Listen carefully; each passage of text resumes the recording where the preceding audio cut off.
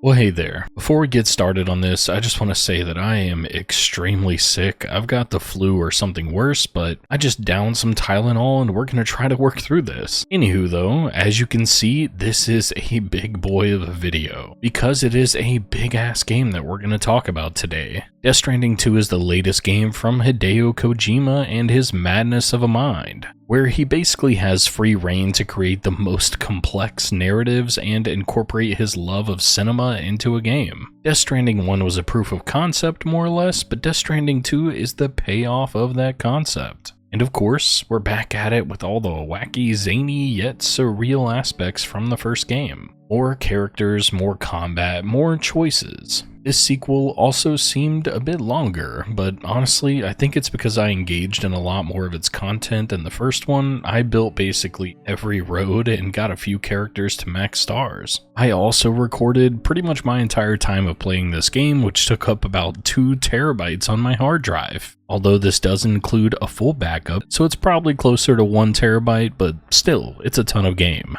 I enjoyed every moment of this though. Not only did it improve on some of the aspects of the first, but it expanded and enhanced other things that I didn't realize I wanted. It did pull back from some of the things I enjoyed in the first game as well, but Kojima swung big here, and it paid off handsomely. So let's dive into this very long review of Death Stranding 2. First off, it's gonna be a spoiler alert. I will be discussing most of the primary plot points in this game, mostly going over the start of the game, a little bit of the middle, and most of the ending. Death Stranding 2 is extremely convoluted just like the first one, but at the same time it's quite an experience. The first half of this review is mostly going to be story talk, which I know it's a ton, but it's going to have a lot of details, so bear with me while I go through that, and also come back later if you haven't finished it yet or just got around to playing it for the first time. Otherwise, if you don't mind being spoiled, then let's begin. So we start the game with Norman Reedus as Sam Bridges again. Of course, it's set in Mexico this time, 11 months after the first game ended. This time, instead of having a bridge baby, also known as a BB, which is basically just an unborn child, strapped to his chest, he instead has a legitimate child. And well, it's the same BB from the first game, also known as Lou, now outside of the confines of the pod, growing into the cutest little baby ever, walking around on the mountainside in Mexico with gorgeous vistas along the path home. As you work your way back to the base of operations and home of Lou and Sam, some weather occurs, causing a bit of an earthquake, and soon after, rain starts pouring down. This is showcasing a bit of the new weather systems in the game early on, along with how detailed the world is. As you make it back to your base though, you see BTs all around, but they're actually just holograms. And there's some pretty goddamn impressive ones at that, because I truly thought that they were real. And I was like, how are they just walking up to them? And I was scared as hell as they approached, thinking that we were going to be fighting BTs right off the bat the moment that we got home. But finding out that the BTs and a giant rock was just a hologram set up to hide our base and camouflage everything for safety reasons, the moment I saw this, I knew this game had some new tricks up its sleeve that it wanted to show off, and it was going to be a good time. After arriving home and preparing a meal, along with playing around with Lou a little bit, Fragile arrives. Now, we don't know at first that it's her, and someone just arrives at our front door, passing all the security and setting off the alarms along the way. But of course we know this is Fragile due to her iconic umbrella, but Sam just knows someone is coming into his home and prepares for the worst, initially grabbing a gun, but instead choosing to grab a frying pan to smack the possible intruder. It is of course revealed to be Fragile, who is here to ask for our help. And if you don't remember, after the first game, Sam and us as the player saved America. We helped to re-establish its network so the government can sorta go back to normal with relative safety across the entire region. But once this was done, we went off grid, taking Lou with us instead of taking her to the incinerator to be destroyed, allowing us to have all records of her wiped from the system and allowing them to live in solidarity. Since the mission of rebuilding America was now complete, the infrastructure and everything else, along with saving the world, was done. Sam just wants to spend the rest of his days with Lou, who is a stark reminder of his own child that he lost prior to the start of the first game.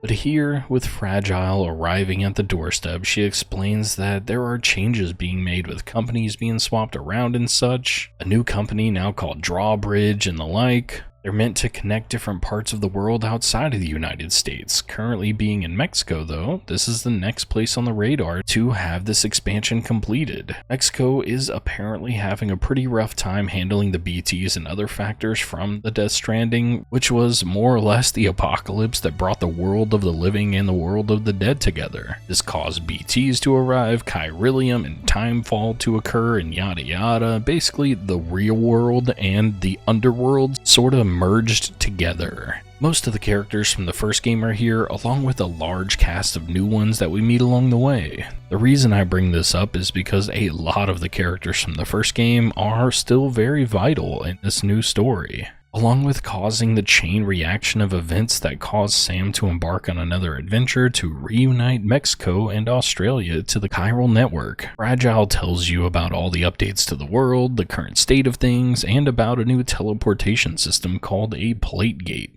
How Deadman is currently in Mexico and performing research into beaches and some of the other anomalies that remain in the world with unknown factors and quantities. His goals are to find out the connections that we still have and have yet to sever from the undead. Fragile is here to ask us and helping her rebuild the infrastructure for private networks that the government can use, but only to help, not to control. Knowing that this will help our future with Lou, but also help out others, we kinda go for it. We agree to this adventure. His friends and family require him to jump back in the saddle again, as basically the only man who can get things done around here apparently. Sam straps on his boots and leaves Fragile to babysit Lou while he connects Mexico to the chiral network. And of course some new shenanigans happen when we're out linking people up, from BTs to bandits, to also meeting up with Deadman, or at least a hologram that was left by him, because as soon as we see this hologram we find out that Deadman is, well, dead, man. He's gone. And that sucks. He was probably my favorite character in the first game, and that was a bit devastating to learn right off the bat at the start of this one. I legit was like, hell no they didn't. They didn't just take my favorite dude and just kill him right off the bat. But he goes on to explain that he decided to move on his own due to being connected more to the beaches than the real world, which actually, weirdly enough, allows him to, in the future, inhabit people and things that are sorta dead or unconscious. It's super weird. So although he is truly dead, death does not mean the end. He lives on, not only in memories, but also by connecting through others and basically piloting their bodies like a puppet for a short period of time. This theme is present throughout the rest of the game as well. We're gonna keep chugging along here though on the story and start to wrap up the start of the game. So we've finished connecting Mexico, we've helped Fragile in her request, and we also learned about Deadman. We killed some BTs, took care of some bad dudes along the way, and now it's time to return home. But on the return trip home, we're notified that our security system is showing that hostiles are nearing our base, armed and attacking our home. So we finish rushing home, where we see the rock and the BTs being used as camouflage are disabled, and our base is wide open. So me, personally, I go in there ready to be guns blazing, right? I'm aiming down the sights, I'm checking corners, but we walk in, we see the house is in shambles. But there is no Lou or Fragile to be found, so it's time to go look outside. We follow the trail and we finally come across Fragile in her unicycle, but no Lou in sight. We take Fragile back to our base, and once she finally wakes up, she tells us exactly what happens about the events leading up to this moment. Lou was killed, or at least something happened to her, as she was attempted to be jumped to safety. Fragile goes to explain that she did everything that she could to save Lou as they were being attacked. She soon passes out after explaining everything, yet she was also shot at the same time that she jumped to teleport them. All of this will be extremely important later on in the story, but Fragile finishes telling us her side of things, and then as she's wrapping things up, we see what seems to be a BT version of Lou crawling around in the pod, and Sam attempts to cope with the fact that Lou is now gone. We then fast forward a little bit, about 1 month later, and at this point, it's 1 full year after the first game has ended. Sam is sitting on that same mountainside in Mexico that we started the game on, but this time, no Lou in sight. He then works his way home, but hears a baby crying. As he's walking and you kind of come across this baby that's in the bottom of a valley, it's actually just a vision or memory of Lou's death. He then pulls out a pistol and he unalives himself right there. causing his own death, but because he's a repatriate, he just respawns. This is basically just the revival mechanic that's explained in the story, of course, but once awakening, you realize that Sam doesn't quite look the same. This was all just a dream he was having, except for the shooting himself. He has white, grayish looking hair, and we realize this is because he is connected to the beaches, and now he has a weird aging thing going on because time works differently there. I don't know, man. Anywho, he seemed to be dreaming, of course, of this situation with Lou, flashbacks and all, but once he awakens, he grabs the gun again and tries to off himself again, repeating this cycle due to his endless thoughts of grief and coping with Lou's death, constantly killing himself since he has practically nothing else to live for. But Fragile returns as he's attempting to do so, talks him into doing something different with his time and effort, and realizing that he has some sort of schizophrenia and attempting to help him with his grief as well, she convinces him to go on another trip with Lou's pod, who he believes, of course, is the soul of Lou still inside of there. But that way it'll be an attempt to help him with his mental trauma and overbearing depression. And this is basically the setup of the game. We meet a new cast of characters, we go through a teleportation system called the Plate Gate that takes us to Australia, we learn about the Tar and Tarman, we decide to take a final trip around the country of Australia with Lou to overcome our past and move forward, but also to reminisce and relive that connection that we had in the first game. Also with the thought of possibly resolving the situation of visions that he's having, regarding Lou being a BT or at least some sort of connection to the undead in some way. As we're meeting all these new characters along our journey, most of the main cast from the first game does show up here, of course. We got Fragile, Heartman, Higgs, and even Die Hard Man to a degree, which is technically someone else named Charlie, but actually it's really Die Hard Man who is also pretending to be Die Hard Man. It's really dumb. It's got some real Tropic Thunder type shit going on here, and it's kind of funny, but it's like I'm the dude playing a dude that looks like another dude type of thing.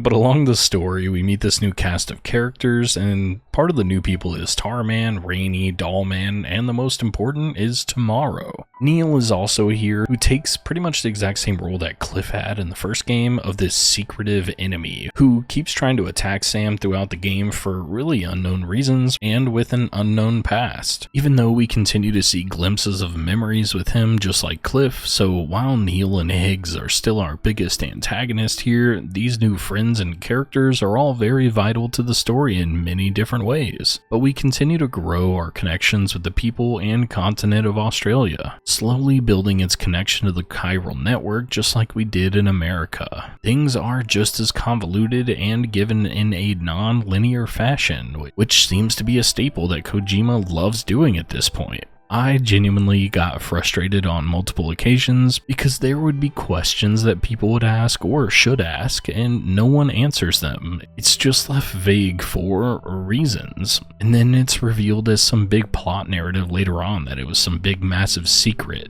Yet most of the story aspects could have been resolved with people just doing one of two things. Either not being randomly secretive and hiding things for almost no reason, or if they actually told the truth about everything. Some of these secrets and plot devices are executed well and leaves you wanting to continue the story to see them through, but others are really a bit baffling and sort of annoying. So after getting bits and pieces of the story throughout the biggest section of the game, the middle part, which is mostly just traveling around and meeting most of the minor characters. The most important character, like I said before, that you'll meet along in your travels is Tomorrow, who you find in the world of the dead, which is, I guess, the beaches, where you fight Neil for the first time, a random girl who turns out to basically have superpowers and magic. Her fight scenes and the way that she's portrayed by Elle Fanning is done incredibly well though. We'll get more into the actors and such later, but nearing the end of the game we learn that Higgs is still technically on the beach and has been causing all sorts of issues for everyone, attempting to destroy the world, and this time he really is. In the first game he was being toyed with by Amelie and shit, but not this time, it's all just him.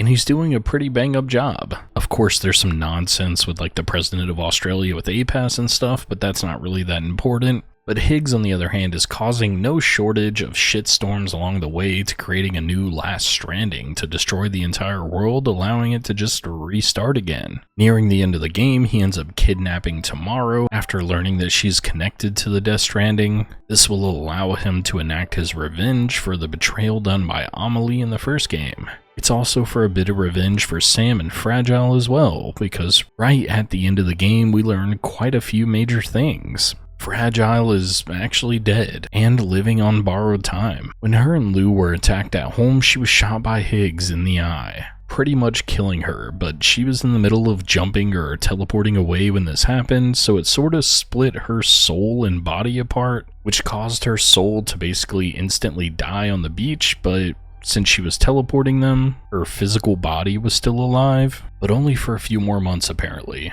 She didn't remember most of this except the fact that she was dead, and she just kind of hid that from us, but again, she was shot in the head and her memory was kind of messed up and blurry. Even though knowing that she was only going to be living for a few more months, she did not know what happened to Lou on the beach. So Fragile, just like everybody else, thought that Lou was dead. Also, as a side note, she apparently told everyone else that she was a zombie basically walking around as a semi-dead person besides Sam. They apparently didn't want to break the bad news to him until they finished connecting Australia together, which, I don't know, it all feels weird. But Fragile regains her memory of teleporting Lou to the beach at the end of the game, and that's when we learn that Tomorrow is Lou because, well, time works differently on the beaches, so although it had only been maybe a month or so since it happened, with all the weird timey-wimey stuff that happens on the beaches, which is also why Sam's hair has turned white, Lou/Tomorrow has grown up to be in her mid-20s or so. We also learn at this point that Lou is actually Sam's daughter with his ex-wife, where Neil was actually protecting her on the beaches from maybe Higgs or other things. They don't really explain that too much, but she apparently has powers now from living on the beach, and because she's the first baby of a bridge baby, maybe that's why she has powers. I don't know.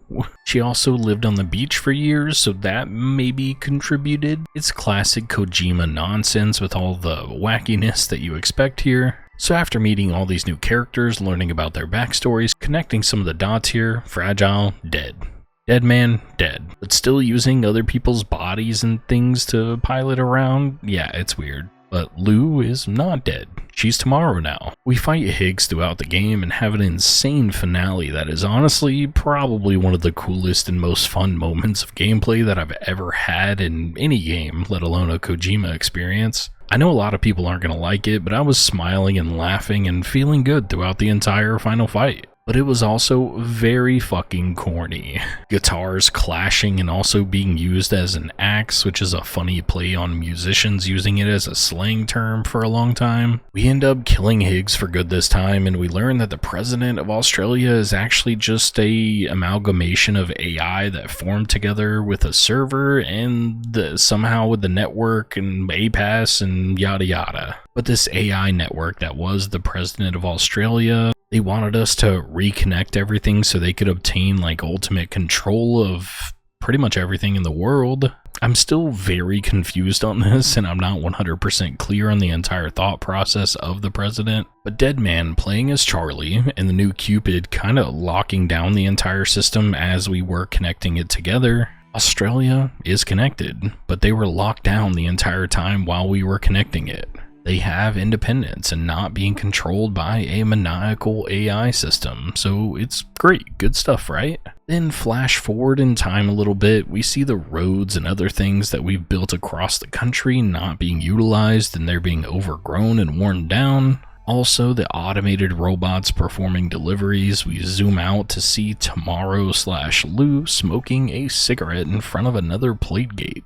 She's wearing a porter suit, which gives us the idea that there might be a third game and we might end up playing as Tomorrow due to her being a little bit older and having these weird cool powers. And also she's trying to maybe follow in Sam's and Fragile's footsteps, but who truly knows? My opinions for the story are mostly that they pulled off the major plot points, yet just like in other Kojima games, left me guessing and confused at other spots. Like Neil, for example. He fills the role of Cliff from Death Stranding 1, getting sucked into a beach where you combat him and also get random glimpses into his past when you connect to your BB. They keep his story vague and almost meaningless, teasing you the entire time until the very end of the game where we learn that he was protecting Tomorrow as sort of a godfather, since she is the child of Lucy and Sam, who Lucy is Sam's wife. She was cheating on him with Neil due to their combined trauma as children, I guess, I don't know.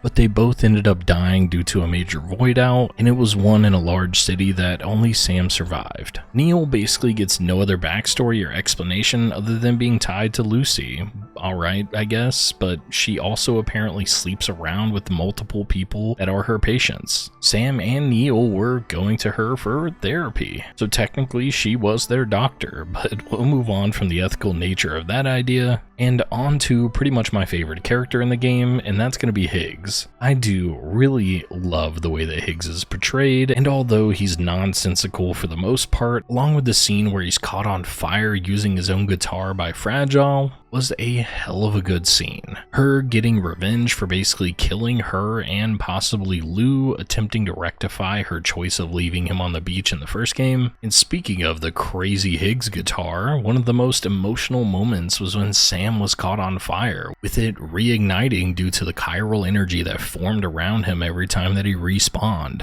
going into this endless loop of death and resurrection. Not only was this a very emotional moment portraying the trauma that Sam's experiencing on repeat, but how he is saved by the women in his life. Yes, it is a bit of Kojima attempting to possibly backtrack some of his previous choices in portraying women in Metal Gear games, you know, like Quiet. But this moment here is very emotional and impactful when they all come together to save him. It is a little bit weird how every woman in the entire game is pretty much a mom in some capacity, except for Tomorrow. I don't necessarily dislike it, just something to point out that as being a theme that he sticks with throughout the entire series. Another small thought here is the idea that Charlie is Die Hard Man. Pretty much at the start of the game, you get to have a choice on who actually gets to voice Charlie, and I went through all other options before choosing Die Hardman. These other choices are other characters that Sam knows, being Lockney, Deadman, or Heartman.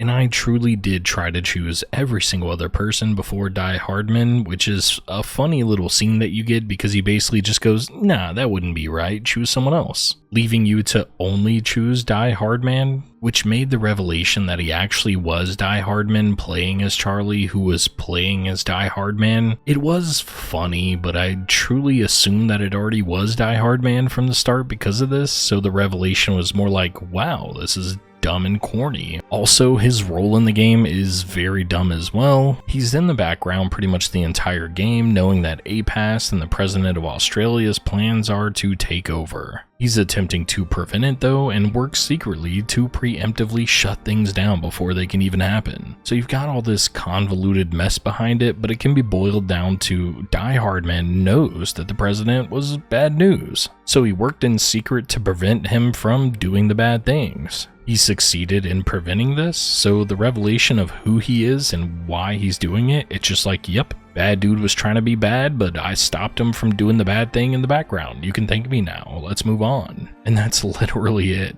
Also, they killed the baby so fucking fast, technically, without you knowing that it's tomorrow in the future. I genuinely got sad because I was like, what the fuck, man? Dollman is also a pretty important character here, and I didn't mention him too much, but he's basically your new therapist. He's strapped to your waist just like Mimir in God of War to a degree. He's always chatting with you and trying to better understand your opinions and feelings. He's also very kind and thoughtful throughout the entire game. You don't really know that he's there for the specific purpose of helping you cope with Lou as a therapist until the end of the game, but this revelation hit home a little bit. It made me feel more connected and understand how others viewed Sam, how much they cared for him, and how much they wanted to see him overcome his struggles. Dollman is a pretty incredible narrative device and character. He's one of my favorites in the story, but as a gripe that I have for almost anyone in the entire story is how fucking little they tell you. It could be something as simple as, here's this slightly, seemingly complicated thing, let me break it down for you. And instead you just get like fucking ghosted half the time, where characters will literally walk away from you when you ask them questions. And yes, I'm talking about you, Rainey. There's a scene where you ask her a question, she ignores you and just walks the fuck off. It's pretty funny though.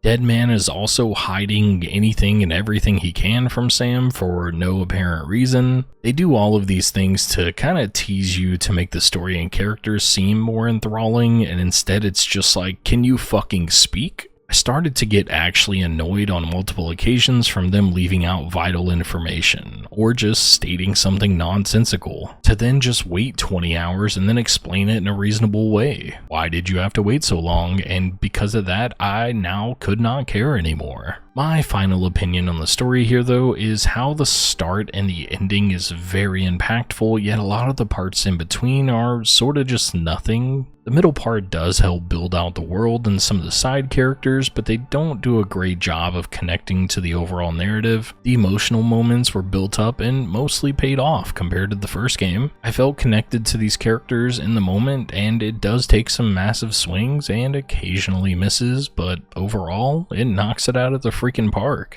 Okay, holy moly, story out of the way. Well, at least most of what I wanted to talk about regarding it. Now onto gameplay. Death Stranding 2 continues the sometimes stealth, sometimes action walking simulation of the first game. A lot of the bigger changes here come with the enhanced combat choices. You have so many things and so many choices to make. It can actually be pretty daunting. Gadgets and weapons alike will allow you to choose from an item that harms BTs, humans, or sometimes both. From guns such as assault rifle, shotguns, grenade and rocket launchers, sniper rifles and pistols, to a multitude of grenade types ranging from offensive to more covert stealth options, creating decoys or stunning enemies. All of these options have upgraded versions over the course of the game. There are even mountable guns, melee weapons, and a guitar, so it can get pretty wacky when it comes to combat. There are slightly less options when it comes to stealth compared to going guns blazing. It still has a ton of choices that you can make before entering any combat section or encounter that you're coming up against. I mostly stuck with assault rifles and grenades, making the swap to an explosive or other weapons when the time kind of arose, and these often did during boss fights. Sections with Neil and massive BTs had me using quite literally anything and everything at my disposal. I would pick up and throw anything and everything that was around me. But before moving past combat, I do want to mention specifically the enemies. Boss fights were done extremely well, and I enjoyed every fight that I had with any boss type enemy, especially compared to Death Stranding 1.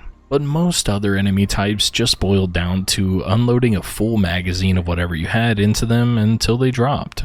They didn't really have clever or unique AI to do anything impressive, even for BTs. Outside of the designated story moments that you have to come up against them, I basically never saw BTs in this game, which was a very odd choice and something that I felt was a little bit missing overall. I kinda missed interacting with BTs on the regular like I did in the first game. The Ghost Mechs are a pretty cool third kind of faction that you can fight rather than just BTs and the regular old humans, but they don't do anything fun or exciting. It would have been cool to see them like teleporting or jumping around all crazy, performing acrobatic feats that normal humans couldn't do. I did love their design though, but other than them being basically another version of humans, they didn't really make me feel like I was interacting with them any differently. They do have a big dog-like mech that was new and interesting. Also, they have these motorcycle ones that pop up on the road, but once you see them a single time and realize it's the same solution required to defeat them, it kind of takes the fun away.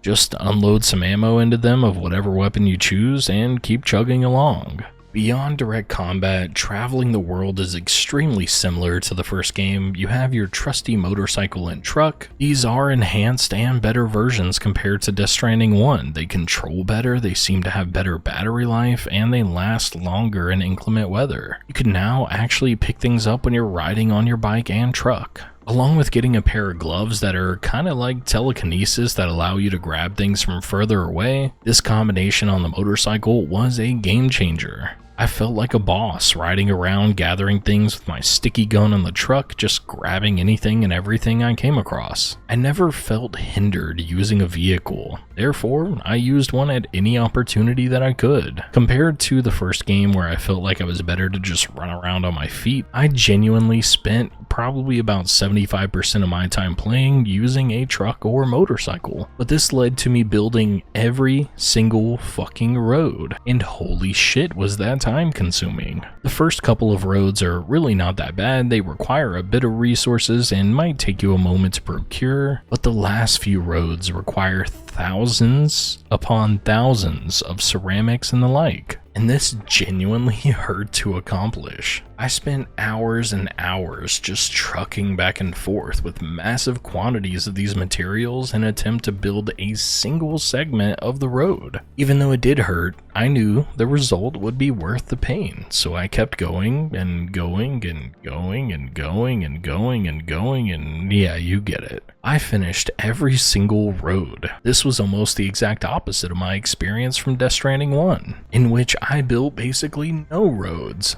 Like quite literally none at all. Unless the story required me to, I skipped every single road that I came across. Because for one, I felt that the vehicles weren't really that great and I enjoyed the experience of just running around on my feet. But with this game being much larger and expansive this time around, that seemed a little more daunting. Plus, there weren't a lot of things to experience in some of these vast open areas. Finishing those roads actually felt pretty great though. And I think that sometimes what this game is about is giving you as many options that you sort of find the one that fits with you and you run with it. For an example, I thought that once I got the coffin, that this would be my go-to choice of traversing the world. But nope.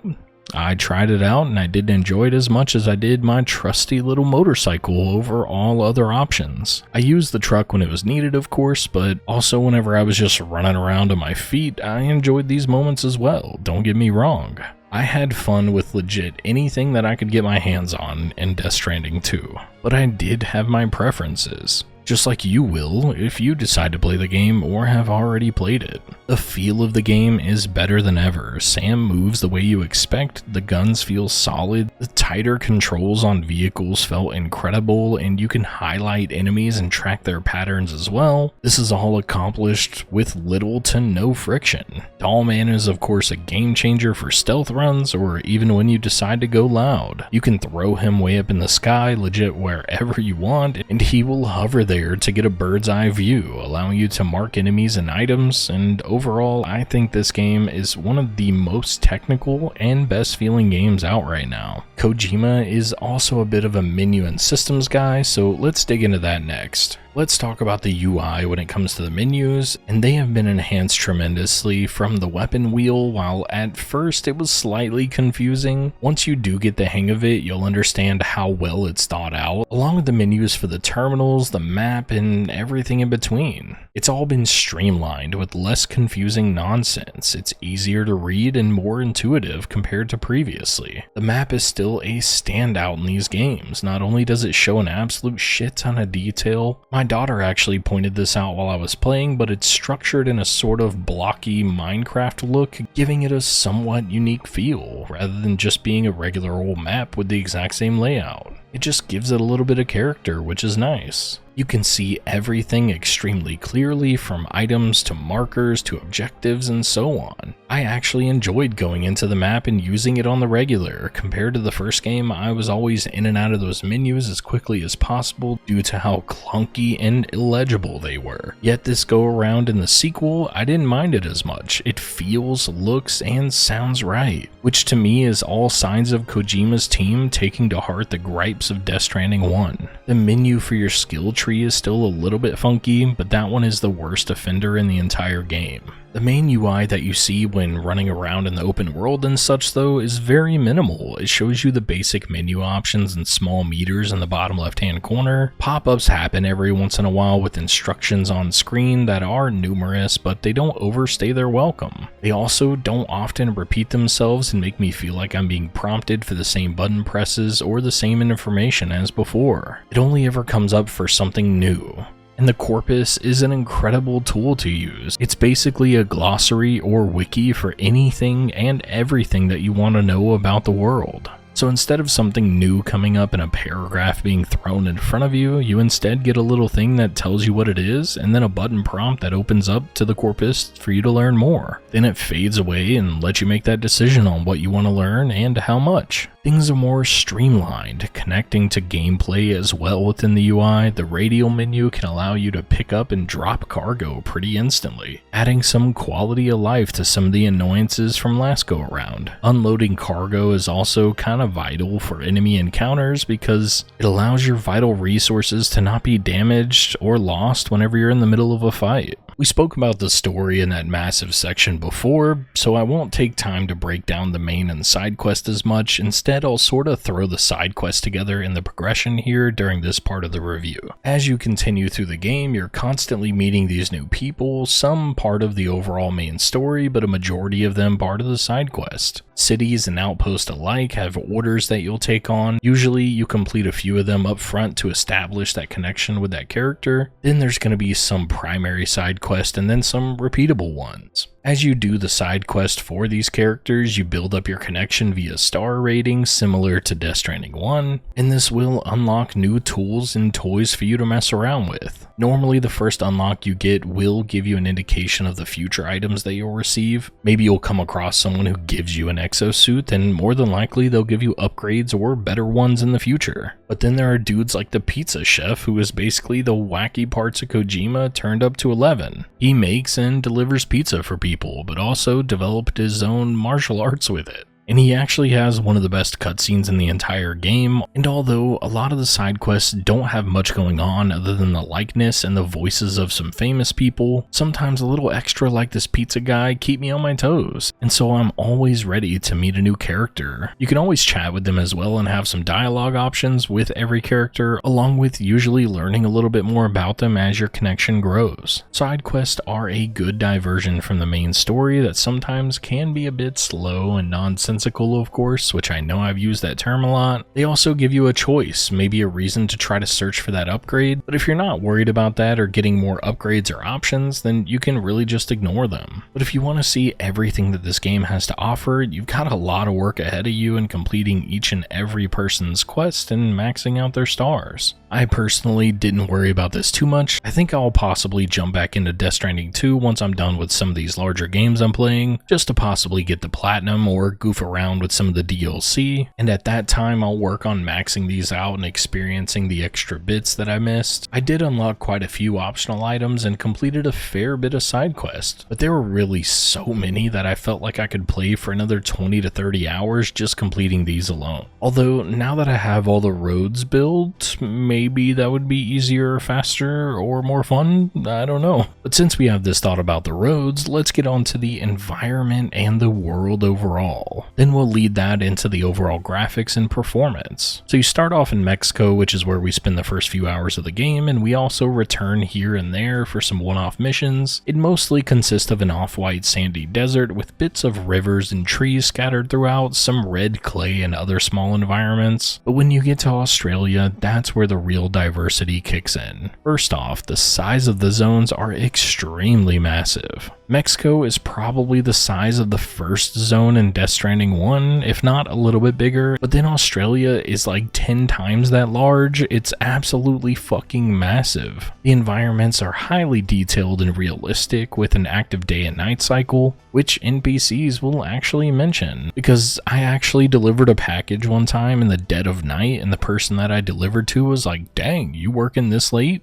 thanks. So it was just a nice little touch. But weather effects in the game are also important and dynamic. You could be in a sandstorm or a torrential downpour or even a snowy blizzard, and you'll feel like you're actually there because it's gonna affect how you play. I remember the first time I visited the mountain and a fucking avalanche happened and straight up killed me. This was actually the only time that I actually died in the game, which was pretty hilarious, honestly. Every speck of snow, drop of rain, grain of sand, or bubbling tar is accounted for, covering Sam and the world around him. All of the vehicles and buildings look similar to the high sci-fi elements of the first game. They're very detailed and believable in this world. One small thing that I enjoyed as well is that they sort of faked you out a little bit, because in Mexico, the first building that you come across after your home base, it looks exactly like all the same buildings from the first game. Every distribution center there looked the same as this one that you were visiting in Mexico. But once you go beyond that one, every single structure is unique and it has its own vibe. Some had similar feelings to it, but they were unique in their own way. Rather than in Death Stranding 1, they were all literally copy and pasted for the most part,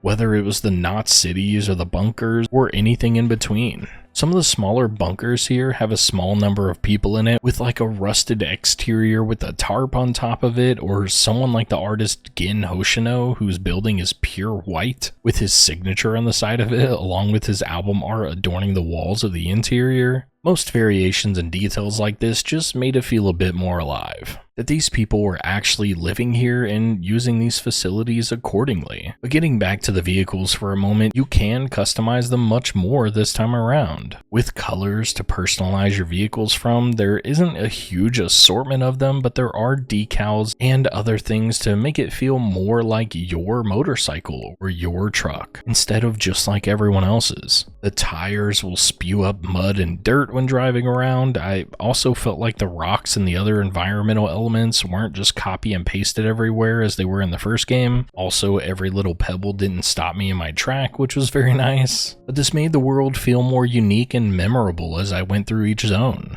I could actually recall more specifics about a section of the map because of this. Now, with graphics, we can't not talk about faces. Kojima loves his cameos from celebrities and the like, so of course the faces of each character is quite literally the best that we've ever seen. Sometimes you see things like this and you get a little bit of an uncanny valley, and I feel this way in some games that try to have hyper-realism. But Kojima has gone above and beyond to make the models, textures, and everything else a step above anything that we've ever seen before. Every emotion is shown in their faces, from sadness to joy, the wrinkles and movements of their lips and cheeks when they smile, or their eyes showing every ounce of emphatic thought. It's truly impeccable, the amount of work that Kojima's team put into the faces here alone. Getting the likeness of each character down to their moles or freckles placed perfectly on their skin, it helps in selling the story and the real feelings that are being felt throughout it. Also, the different textures on types of clothing and such, whether it be metallic sheens from the exosuit that Sam is wearing, to the straps and cloth of his uniform, are wholly unique. There are also quite a few wildlife creatures in this game that you can capture and return to a sanctuary that are all adorable and cute as they could possibly be. There's also some like BT creatures that are basically like black tar blobs for the most part, and then there's some bat ones as well, but they all look great.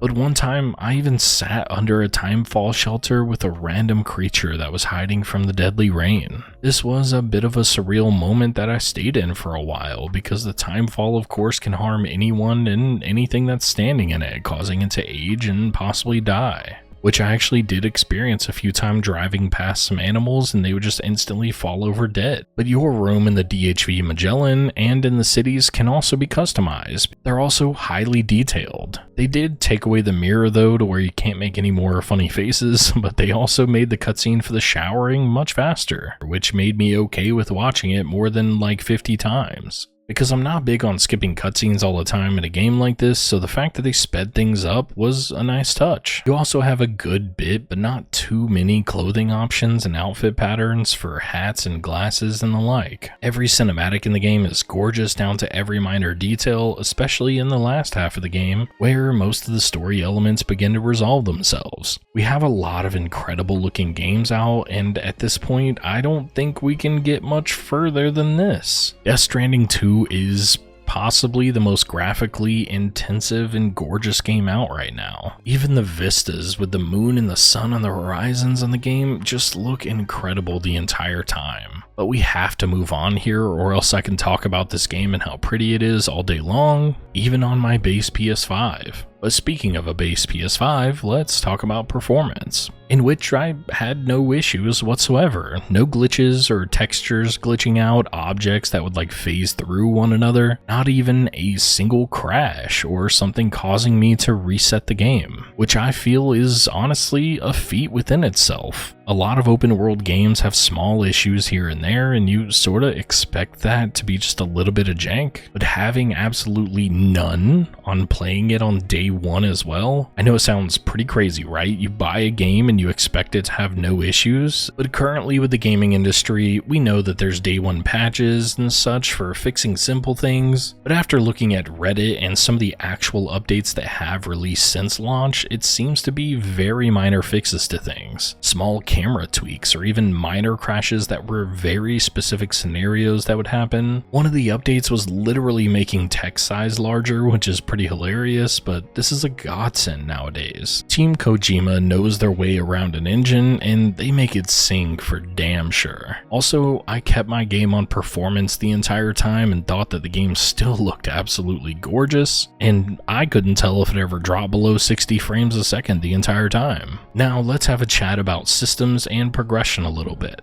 We know these games are always going to be systems heavy, but gaining porter levels and stats along with the new skill tree had some good enhancements that I enjoyed. The combat is pretty enhanced as well to be a little bit easier but have more fun with melee choices. Having multiple options here is also very welcome. Even learning the pizza moves later on is a funky good time. But when you complete a mission, not only are you graded, but you're also given likes for the way that you completed it. By doing things in a specific manner, you're upgrading your ability to do that specific method more efficiently or with more options. The two major options here, of course, are combat or stealth, which lead to upgrades on the skill tree. The enhancements here range from noise cancelling and faster scanning to increased fire rate and battery efficiency.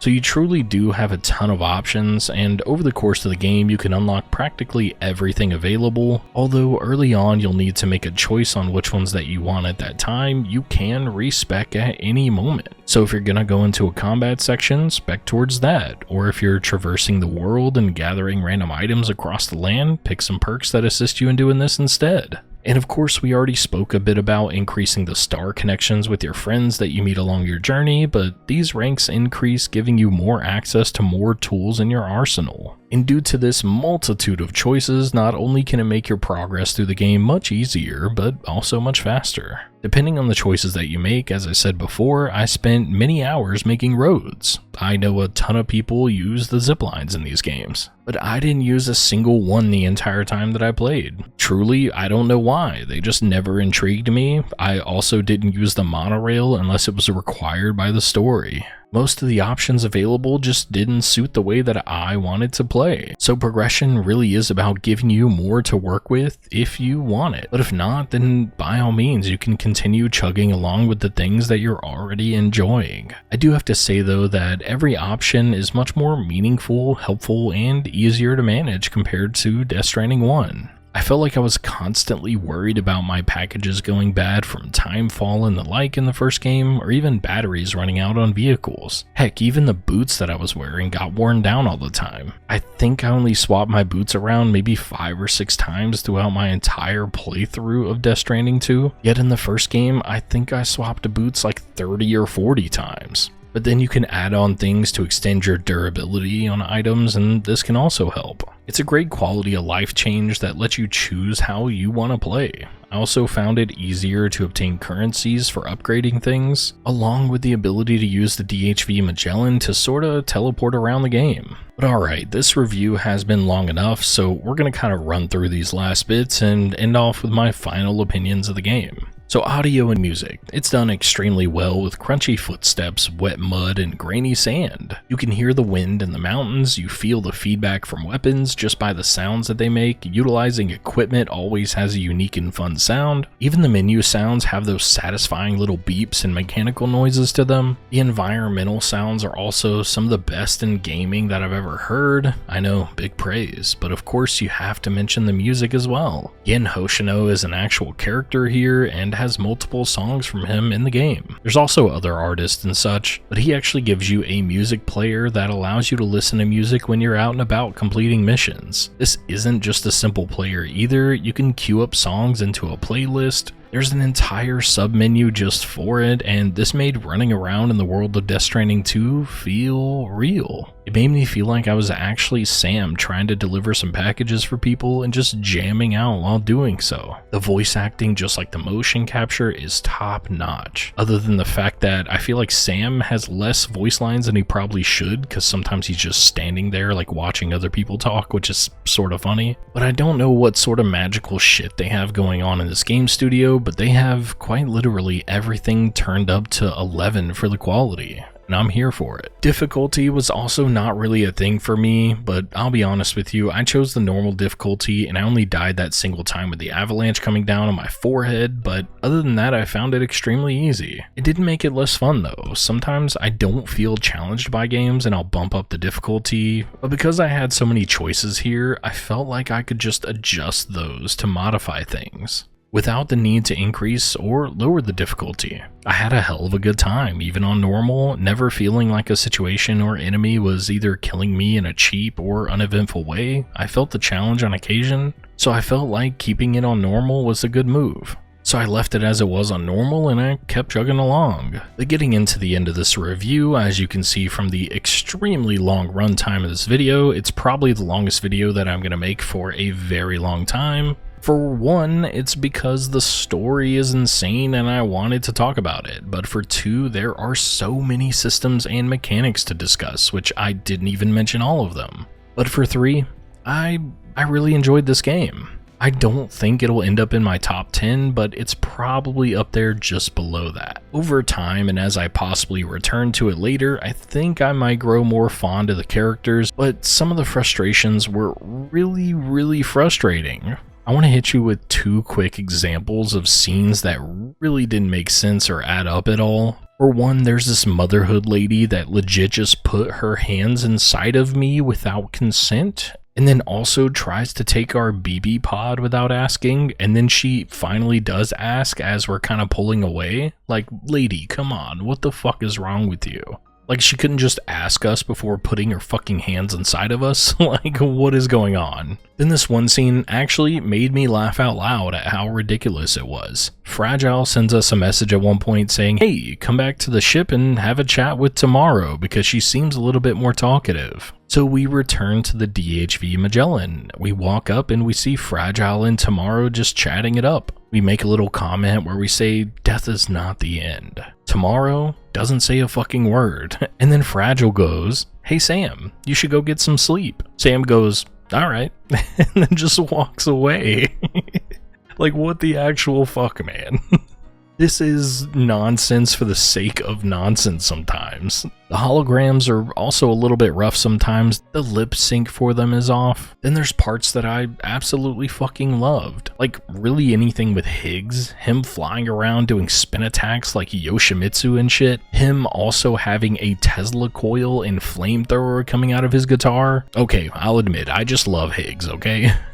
But there are many things that I enjoy about this game, but I just can't get over some of the vague auteur way of dialogue and story choices. They attempt to be vague and nonsensical for just that reason, and I genuinely can't stand it sometimes. Overall, it's a fantastic game though. If you can get over these annoyances with the story and just kind of block it out, you're in for a fucking hell of a good time. I enjoyed every ounce of gameplay and about 80% of the story and characters. I know I'm being a little harsh there, but damn man, you gotta work on some of that bullshit there. But other than that, you've got one hell of a game on your hands, especially if you love Kojima's crazy shit. You can beat this game in about 40 hours or so and then spend another 100 doing anything and everything that's available. I really did enjoy my time in this crazy jacked up version of Mexico and Australia, but I hope you enjoyed this very long and partially vapid review of Death Stranding 2. So if you can, please do all that dumb YouTube stuff, and I will see you next time.